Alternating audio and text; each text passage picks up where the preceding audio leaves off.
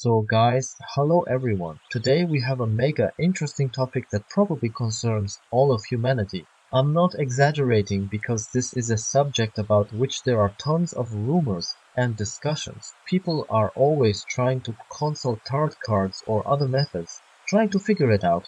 And if on the topic of past lives, we do have quite a few people who remember who they were in a previous life, who recall and confirm that yes, we don't just live once, we actually have multiple lifetimes. Then those who remember where we go after death, meaning after our lives end, are very, very few. Most of them are silent and don't tell anyone, but some folks asked me to make this video about where people end up after death, about where our souls go. I happen to be one of those extremely rare people who remember their own afterlife. I have recollections of where I was, where I came from, how I came here. I also remember my past lives and many other things. So let's talk it through step by step. Probably some of you might say, Nadezda, we already know everything. That magic book told us ages ago there's a hell for sinners and heaven for the righteous, and that a great being is sitting there deciding who's good and who's bad. But I'm here to tell you it doesn't work that way. Besides, that whole concept already shows contradictions, like the idea that we have only one lifetime and then go forever to heaven or forever to hell, which doesn't hold up when so many people remember past lives and can talk about them. They remember being born in the 1900s, or the 1800s, or even earlier, sometimes remembering multiple lives with totally different experiences. The soul is about development. You can't accomplish all facets of that development in just one lifetime, because one lifetime can only reveal certain angles, certain emotions, certain experiences. You can't learn and realize everything in a single go. So that own life and then forever in heaven or hell theory just doesn't make sense, some might say. Well, maybe there's a great being who created the entire world and set it up so we each have only one lifetime. But if you really think about it, that would be pretty strange. Souls aren't mass-produced like hotcakes, and the idea of living one single life, then being stuck forever in some eternal place, would mean stagnation. No further growth. That's not beautiful or magical. It's a state of degradation because you're frozen in one form with no further progress. We know what stagnation is, even here on Earth. There's economic stagnation, personal stagnation. None of it is good. So why would eternal stagnation in the afterlife be considered wonderful? It defies common sense. Anyway, that's a bit of philosophy. Let's get closer to the main point. The topic of life and death is really about what happens after death. I've already touched on this more than once. I also talked about it on Boosty, describing how I helped my grandmother's soul depart, how I saw her soul dissolve. I'm trying to share this information so more people can see it from a fresh perspective.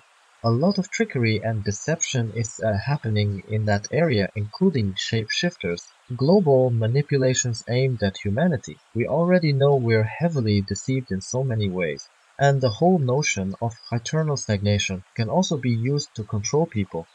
If everyone knew the truth of what awaits them after death, it would be almost impossible to control them. So maybe that's why it's hidden. Even religions that recognize reincarnation may twist it into a form of intimidation and control. For example, claiming if you behave badly, you might return as a cricket or a spider or a dog. I heard those sorts of stories when I was in Thailand. On Boosty, I posted some photos in Thailand that depict how we were captured, so to speak. They show a plan of control. There's also a lot about shape shifting going on, and if you're interested, go check it out. Anyway, I want to dispel the myth that a person who's a human now can become a dog in the next life. The soul is already beyond that stage. I talked about this at the Solekni Club and elsewhere. The soul evolves, and it doesn't degrade in that reverse manner of becoming a different species. The body of a dog or cat just isn't configured to hold the vibrations of a highly developed soul that's at the human level. Human is not so much a higher level as it is a specific biological shell meant for souls of a certain order. A cat or a dog's physical form is meant for younger. less advanced souls, so you can't just switch bodies with an animal from one lifetime to another. Now, regarding the afterlife itself, I call it the office. The word astral or afterlife doesn't exactly fit what I'm talking about. And, by the way, there isn't some place that's literally the underworld for everyone. Yes, there are nuances, and I can discuss them like lower realms that certain souls can slip into after death. But that's the exception, not the rule. Generally, there's really just one main place we go after we pass away, and that's what I call the office. It's a separate space, indeed above us. Quite a few people sense or vaguely recall that after the death we rise above the dome. Some say we go near the real sun. Actually, that's correct. We pass above the dome, above that barrier, and find ourselves in a particular space up there. Whoever doesn't know about the dome wonders what's behind it. Well, basically, our parallel world is closed off in certain ways, but once you leave it, you reach this higher zone. I sometimes describe it like a spatial pocket. Our overall world is multi-layered, with multiple parallels. Earth, as we experience it, is just one parallel in a bigger structure which includes realms referred to as underworlds, and so forth. But let me get back to the point. You won't discover a place that says, "Oh, you're a terrible sinner, so now you must suffer eternal punishment," or "You're righteous, so enjoy an eternal paradise." That's not how it works. There's just one place for souls to go after death, a single space where you can rest, recuperate, and then decide if and when you incarnate again. There's no external figure who points at you and says, "You lived well, you lived badly, let's split you up." In fact, there is no good or bad experience, only experience itself. Experience is knowledge that the soul acquires, whether it's living as an addict or living as a very compassionate person caring for others. Either way, it's knowledge that enriches the soul. This is how the soul understands the universe. Sometimes you need to know self-destruction firsthand to appreciate self-preservation. Each soul has its own path, one that's unique to it. And that leads to questions like, why am I here? What's my purpose? How do I find what I'm supposed to do? Many people wrestle with these questions their whole lives. They don't accept their own experience, nor do they accept themselves or their purpose for being here. That doesn't mean if you're in a terrible situation, you're just supposed to say, "Oh, that's my lot in life." It means we need to understand the reasons we came here, how we can change timelines, how we can co-create our path. Those timelines were decided by us even before we incarnated. They're not forced on us by some outside entity. They were chosen with our own participation. No one is up there writing your destiny for you, telling you exactly what will happen. You decide for yourself, along with those who help you in that office. Oh, but that office is not a place of torment or a place where you get coddled. It's more like a supportive center that helps you figure out what you want to work on, what you want to achieve. I've spoken before on my channel about how souls incarnate and the idea of a heavenly office. You might want to watch that video if you're curious. I explain how the soul readies itself for incarnation and how it returns after death. When a person dies, their ethereal shell and a couple other energy layers break apart, which releases a great deal of energy. That's why certain dark magical groups so often practice ritual sacrifice. But that's a tangent. The main point is, after the soul leaves the body, that large release of energy occurs, and then the soul ascends. If you have the ability to see subtle planes, you might witness this flow of souls moving up or down. It's beautiful. Those going upward reach the office. So what does the office look like? How do I remember it?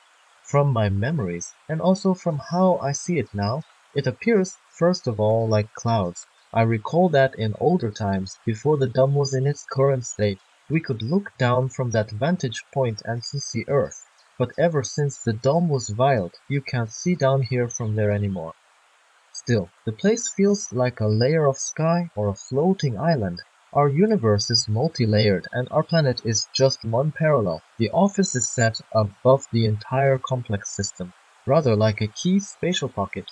There's no sense of you were bad so we kick you out forever, or you were good so welcome to endless paradise. Rather, it's a single place for all souls, a place to rest a bit and then reincarnate somewhere again. I do want to note that in rare exceptions, some souls slip into lower realms, but that's not the standard path. The standard path is the office. About references in certain magic books to gardens, fruit trees, or seeing some kind of heavenly paradise, well, there is nature there, lakes, rolling hills. You can walk around, there's vegetation. Besides that, there are also buildings like a huge city of white stone reminiscent of ancient architecture with large columns and squares. In my memories, it looks like a sprawling classical city with a grand library or archive. But don't confuse that archive with some magical repository of Akashic records where you can inject knowledge into your head. It's more of a bureaucratic archive for storing information about all the experiences souls have undergone. There's definitely a sense of admin and reports being filed. I've mentioned before that we have not just an office for this universe, but also higher offices for multiple universes and so on. Likewise, the souls working there aren't mythical winged angels perched on clouds. They're simply higher level souls who act like teachers watching over younger souls. That's all. I've also touched on the topic of densities in my Sonic nightclub streams. The souls in the office who arrange incarnations evaluate how prepared a soul is to come to this or that world. They check it can handle the risk without incurring massive spiritual trauma, especially here in our world, which can be tough. They don't just throw you in for slaughter. The soul itself first agrees to it, and the office also checks whether you're likely to manage okay. That's how it works. After we die, we leave behind astral parasites and attachments, so we arrive in the office pretty clean. Of course, it can happen that someone experiences extremely severe trauma, but that's rare, like an extreme situation. In general, by the time we get there, we're free of all those forced emotions we had during life, those we felt only because of manipulations by energies, entities, or astral programs. Now, regarding the topic of true couples or soulmates, there are complexities, but basically I've explained before that original soul couples aren't both incarnating on Earth at the same time anymore. One might be in the physical world while the other remains a guardian from the office. People sometimes confuse that with a toxic relationship here, calling it their true couple, but that's not what it is at all. Our transformation and growth come through living life, creating, learning, experiencing joy, anger, setting boundaries, and so forth. That's how we evolve, not by sitting on a rainbow in a lotus pose. And the office understands this perfectly. It's a place where souls can rest, figure out their next path. Maybe choose a different parallel or even leave this system of worlds for another. Nobody in the office is controlled by dark forces. The dark ones would love to control it, but they don't. Regarding, and even, yes, there are some nether layers in the lower worlds. They're basically aspects of the dark realms, sometimes with illusions of an evenly place or illusions of endless fire and torment. But that's not the real afterlife office. Usually, souls can end up in those lower realms only if, during life, they themselves entered into some contract or agreement with them. Hence, the real takeaway is this: we ourselves decide where we go and what we experience. There is no supreme being who punishes us. You alone can condemn yourself to perpetual suffering if you so believe it. You alone can say you deserve or don't deserve something. You alone choose which ritual to explore next. No one else has the power to violate your free will. Not even the creator of the universe. It's you. So guys, don't consent to any contract that says, I'm so terrible, I broke the rules, now somebody out there can drag me to eternal torment.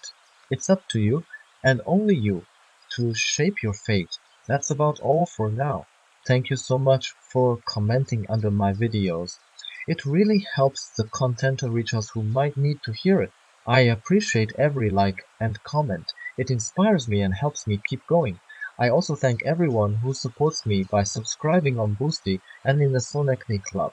Your support is crucial in allowing me to continue helping people awaken, rediscover the soul's mission, and restore their soul memories. Thanks to you, I can keep moving forward in this mission. I love you all, big hugs. And remember, each of you can help more people awaken by simply liking this video and leaving a comment so it's more likely to appear in recommendations. Then others can decide for themselves whether they need this information. But undoubtedly it will help many who choose to open up, step toward awakening. And beyond that, everything depends on them. So thanks for watching. Please like, subscribe, and share my channel. Become a member of my Telegram channel and discuss with like-minded people. As a supporting club member,